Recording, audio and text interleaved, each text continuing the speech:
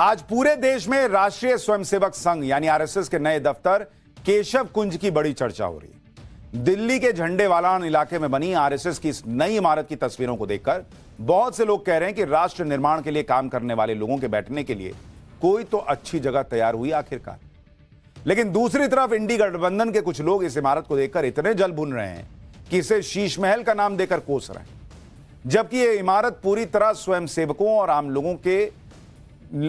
लोगों ने जो पैसा दान किया उससे तैयार हुई। इसमें किसी तरह के टैक्स पेयर या सरकारी पैसे का इस्तेमाल नहीं हुआ है। इस इमारत के लिए आरएसएस के कार्यकर्ता पिछले कई सालों से देश भर में घूम घूम कर दान इकट्ठा कर रहे थे। अब जाकर 8 साल के बाद यह भव्य इमारत तैयार हुई, लेकिन कांग्रेस के नेता इस इमारत को शीश महल का नाम देकर इसे बदनाम करने की तैयारी कर रहे हैं, जबकि कुछ दिन पहले ही दिल्ली में कांग्रेस के नए हेडक्वार्टर का उद्घाटन हुआ है। इसे लेकर सोशल मीडिया पर लोग कांग्रेस की ही क्लास लगा रहे हैं। इसके बारे में आपको आगे बताऊंगा, लेकिन उससे पहले आरएसएस के नए दफ्तर की कुछ तस्वीरें दिखाता हूं, फिर इसके फैक्ट्स बताता हूं।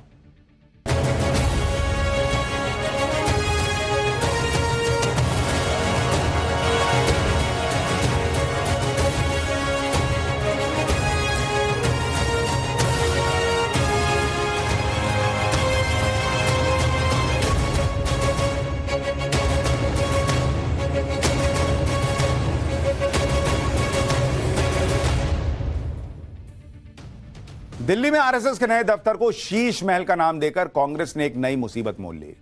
आगे बढ़ने से पहले आपको इस इमारत के बारे में बताता हूं ताकि कोई कंफ्यूजन ना रहे। दिल्ली के झंडेवालान में तैयार आरएसएस के नए दफ्तर को पुराने दफ्तर को तोड़कर तैयार किया गया। यहां आरएसएस 1962 से काम कर रहा है। नए दफ्तर का काम 2018 में शुरू हुआ था, जो 8 साल बाद पूरा हुआ है। आधुनिक सुविधाओं से लैस यह दफ्तर करीब 4.25 एकड़ के एरिया में फैला है। 12 मंजिला इस इमारत में 3 टावर बनाए गए हैं, जिनका नाम साधना, प्रेरणा और अर्चना रखा गया। इसमें कुल मिलाकर 300 कमरे, ऑफिस और 3 ऑडिटोरियम है। इसके अलावा कार्यकर्ताओं के लिए एक लाइब्रेरी और कैंटीन भी बनाई गई है। आरएसएस के इस कार्यालय केशव कुंज को फिर से बनाने पर करीब 150 करोड़ रुपए खर्च हुए हैं। यह खर्च हिंदुत्व की विचारधारा रखने वाले 75,000 से ज्यादा लोगों और स्वयं सेवकों से इकट्ठा किया गया था। यानी जो लोग कह रहे हैं कि यह शीश महल है, बहुत शीश महल टैक्स पेयर के पैसे से बना था। आरएसएस का दफ्तर स्वयं सेवकों के पैसे से बना है, उनकी मेहनत के पैसे से बना है, आपके हमारे टैक्स के पैसे से नहीं बना है बॉस। इसलिए शीश महल नहीं है।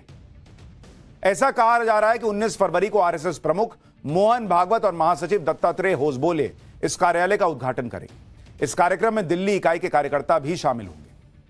आपको जानकर हैरानी होगी कि आरएसएस जैसे इतने बड़े संगठन के पास अपने 200-300 कार्यकर्ताओं से एक संवाद करने के लिए दिल्ली में कोई अपनी ढंग की जगह तक नहीं थी। इसके लिए कई बार खुले मैदान या किराए पर ऑडिटोरियम लेना पड़ता था, लेकिन अब इस इमारत में बने ऑडिटोरियम में 600 से ज्यादा लोगों को एक साथ बैठाकर कार्यक्रम हो सकता है। इस भव्य ऑडिटोरियम को विश्व हिंदू परिषद के नेता अशोक सिंघल के नाम पर बनाया गया है। इसके अलावा इसमें 2 और ऑडिटोरियम है, जिसमें 400 लोगों के बैठने की सुविधा है। इस इमारत में आरएसएस ने एक हेल्थ क्लिनिक भी तैयार करवाया है, ताकि आसपास के इलाके में रहने वाले गरीब तबके के लोगों का इलाज करवाया जा सके। इस इमारत की सबसे बड़ी खास बात यह भी है कि इसमें बहुत बड़ा सीवेज ट्रीटमेंट प्लांट भी बनाया गया है, ताकि इमारत के पानी का फिर से इस्तेमाल किया जा सके और पानी की बर्बादी को कम किया जा सके।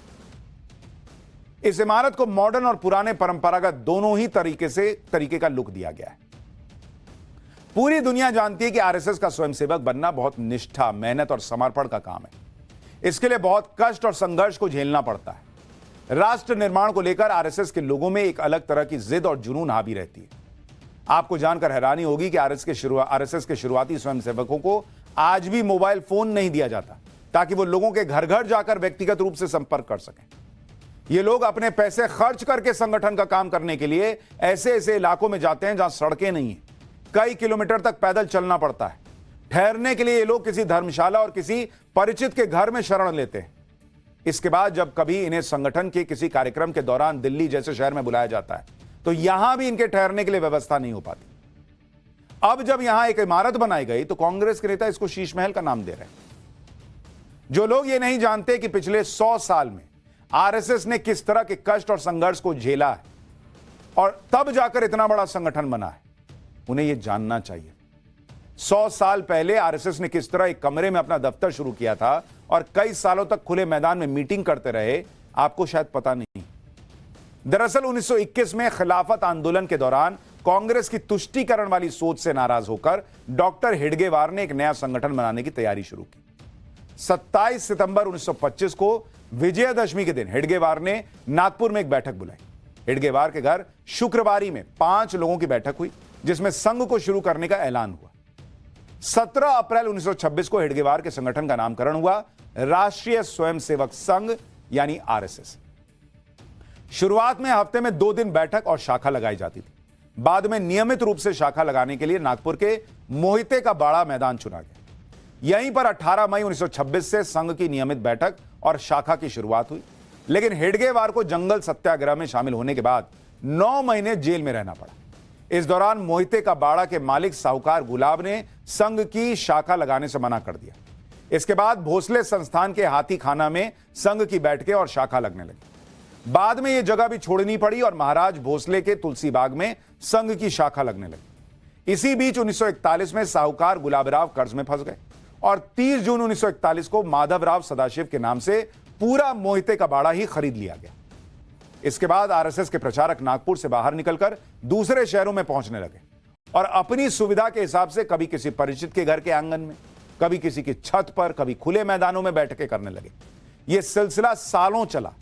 महाराष्ट्र से बाहर संघ की पहली शाखा 1930 में वाराणसी में लगी। स्वयंसेवक बनने के लिए बहुत कठिन नियमों की शुरुआत हुई, जो आज भी जारी है। जैसे आरएसएस अपने कार्यकर्ताओं यानी स्वयंसेवकों के लिए 3 तरह के ट्रेनिंग कैंप आयोजित करता है। ये कैंप 1 दिन से लेकर महीने भर तक के हो सकते हैं। ट्रेनिंग कैंप में शामिल होने वाले स्वयंसेवक अपने साथ कपड़े, बर्तन और चटाई चादर लेकर आते हैं। एक शिविर के लिए हर स्वयंसेवक से 100 से 200 रुपए तक की फीस ली जाती है। संघ के ट्रेनिंग कैंप में मोबाइल ले जाना मना होता है। पूरी ट्रेनिंग के दौरान स्वयंसेवक अपने परिवार और दोस्तों से दूर रहते हैं। इसके बाद संघ का प्रचार प्रसार करने के लिए अलग अलग इलाकों में इन्हें भेजा जाता है। इस दौरान स्वयंसेवक को अपनी जेब से खर्चा करके जाना होता है। कई बार पैसा बचाने के लिए स्वयंसेवक पैदल यात्रा भी करते हैं। इसके अलावा अपने स्तर पर खाने की व्यवस्था करनी पड़ती है। बहुत बार ऐसा भी हुआ है कि स्वयंसेवकों को भूखे पेट काम करना पड़ा। इससे जुड़ा एक मशहूर किस्सा पूर्व प्रधानमंत्री अटल बिहारी वाजपेयी से जुड़ा हुआ है। 1939 में आरएसएस से जुड़ने के बाद अटल बिहारी वाजपेयी संघ के प्रचार में जुट गए। इस दौरान वाजपेयी की मुलाकात गोरखपुर में आरएसएस के वरिष्ठ प्रचारक नानाजी देशमुख से हुई। उस समय वाजपेयी ने अपने पैरों में फटी चप्पल पहनी हुई थी। उनके पास इतने पैसे नहीं थे कि नई चप्पल खरीद सके, इसलिए नानाजी देशमुख ने उन्हें नई चप्पल खरीदने के लिए पैसे दिए। अगले दिन नानाजी ने देखा कि अटल जी की वही पुरानी चप्पल उन्होंने वही पहनी हुई है। जब इसका कारण पूछा तो अटल जी ने बताया कि वो पिछले कई दिनों से भूखे थे, इसलिए उन पैसों से खाना खा लिया, चप्पल नहीं जुड़वा पाए। यह होता है एक स्वयंसेवक का जीवन।